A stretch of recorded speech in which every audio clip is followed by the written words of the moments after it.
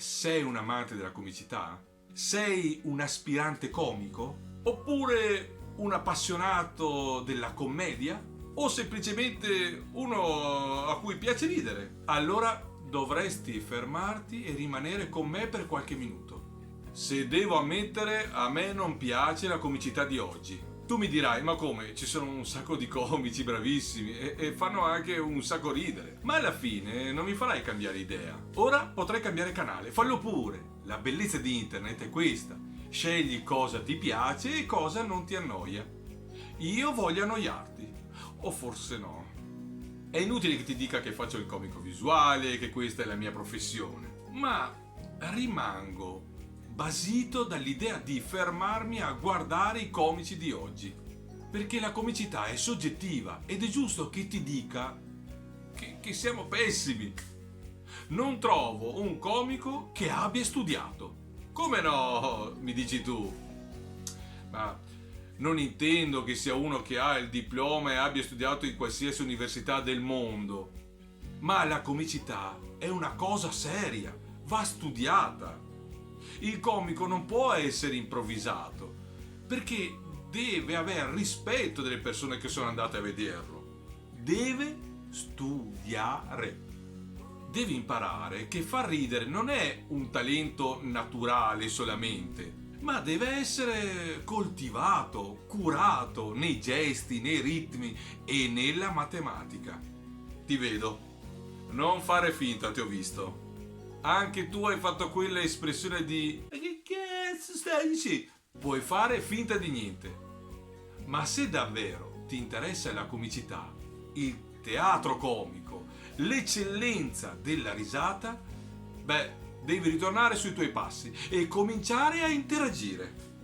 Ora ti spiego. I comici di oggi, molti in Italia, non sono dei comici. Sì, è una dura verità.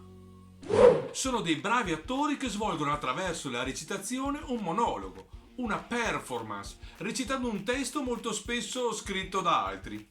Ecco, dagli il nome giusto. Il loro nome è attore.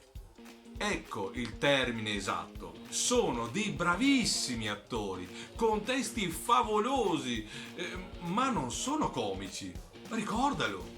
Ah, ora ti stai chiedendo chi sono allora i comici, vero? Per essere comico in primis devi spogliarti della figura dell'attore accademico. Cioè, devi entrare in un'altra sfera che non è così scontata. Per fare il comico, e ti sottolineo la parola fare, devi essere comico. Che vuol dire che tu stesso dentro di te riesci a prenderti per l'autoironia. Lo avevi capito sicuramente. Vorrei farti presente solo una cosa, che se tu vai all'estero, un comico nostrano non fa ridere, perché semplicemente non è comprensibile. Direi che le sue battute non farebbero effetto con nessuno se si trova a Giacarta in Indonesia, a meno che non ci fossero solo italiani lì davanti. Ma ti assicuro che un comico che ha studiato, che ha imparato le formule comiche, che è entrato nel vero mondo della comicità, lui, con lo stesso testo, farebbe ridere in Indonesia con un gruppo di turisti messicani. Messicani. Potevo dire, non so, giamaicani, ecco. Ma troverebbero altre soluzioni per ridere magari. Ecco. Ok. Ho capito che mi stai chiedendo il motivo per cui uno fa ridere e uno no. Te lo dico subito. Uno si fida solo del suo talento e del suo testo. L'altro non ha bisogno del testo. Fa ridere con qualsiasi testo. Non ne ha proprio bisogno. È comico. Punto. Usa tutto se stesso e riesce a far ridere senza difficoltà. Il comico usa tutto di sé.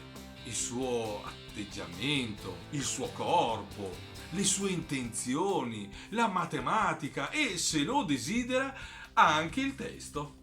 Ma questo è un surplus. È la ciliegina sulla torta, ma non è fondamentale. Sì, ho vinto tanti premi nella mia carriera, anche come attore. Non ho mai capito il perché. Si sono confusi pure loro. Ma non perché sono un fenomeno, ma solo perché non recito. Io non faccio il pirla. Lo sono.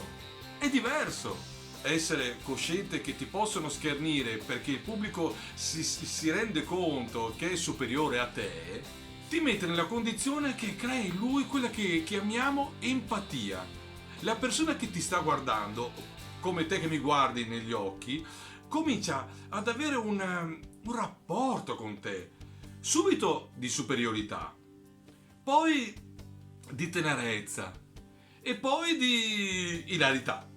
È lo studio della linea della dignità, quelle che ti mette nello stato di creare il rapporto.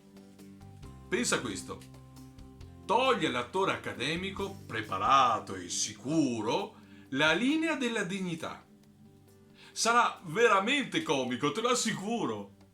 Vedi, qui in Italia il comico è ancora il bravo attore che recita un pezzo comico. Ma se tu gli dai un pezzo drammatico, lui sarà bravo uguale. Il comico nel mondo, te lo dico per esperienza perché dato che ho visto e mi sono esibito in 48 paesi al mondo, non è il bravo attore o chi fa stand-up comedy. Il comico vero è chiamato clown. Sì, fuori dall'Italia è il clown. E adesso non pensare al suicidio, dai, no, ti prego. Se vuoi ti dico una bugia. Il comico è il comico dappertutto. Non ce la faccio. Senti, cambia canale, ma io devo dirti la verità. Il clown è il vero comico. Cioè, non quello che viene inteso in Italia come il pagliaccio ma quello come un esempio può essere Buster Keaton. Dopo 100 anni fa ancora ridere. A te no?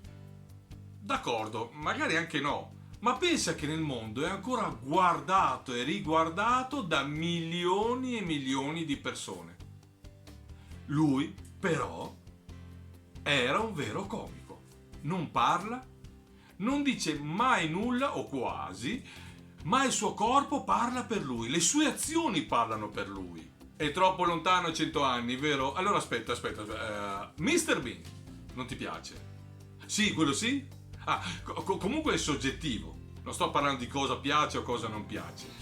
Ma lui però non ha bisogno delle parole, parla la sua essenza, parla a se stesso, senza parole e non puoi negare che ha avuto un successo quasi sconcertante.